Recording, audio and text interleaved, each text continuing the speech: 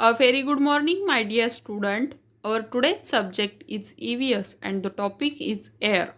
So today we are going to learn about air. Let's see one experiment. Take water in a big container. Take a small narrow container. Hold it upside down on the surface of the water and without tilting it. Push it down into the water. Now allow it to tilt. What do you see? Bubbles rise at once to the top.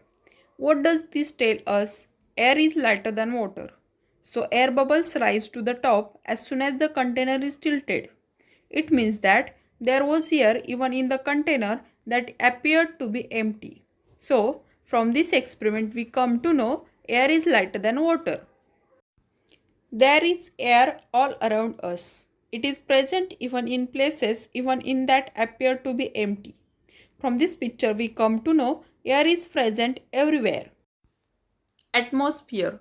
The earth on which we live is round in shape like a ball. There is air all around the earth. This covering of air around the earth is called the atmosphere. As we go farther from the earth, the layers of air become thinner. That is, the layers of air closest to the earth are very close to each other while the ones at higher levels are not so close. The air at greater heights is rare. Let's see one another experiment. Take a slightly tipped dish like a saucer. Stand a candle at its center. Fill water in the dish. Now light the candle.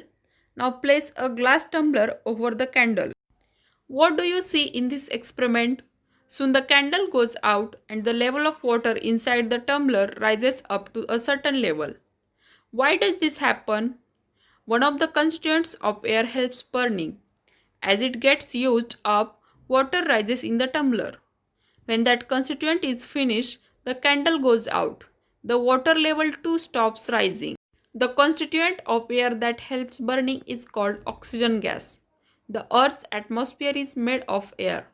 The circle in this picture shows all the air in the atmosphere.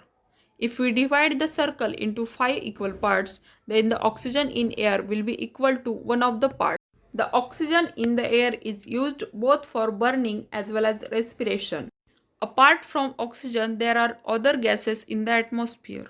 You have learned that the gas that fizzes out of soda water is carbon dioxide. This gas is present in small quantities in air too. You have also learned that plants make their food using air and water in the presence of sunlight.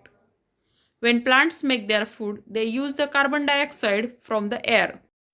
You have seen that when you place ice in a glass and it becomes very cold, the droplets of water settle on its outside.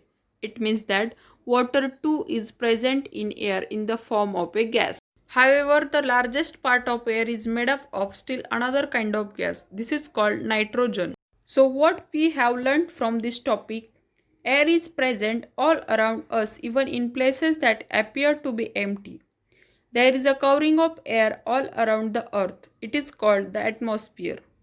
The layers of air in the atmosphere close to earth are pressed closer to each other while the upper layers are rarer.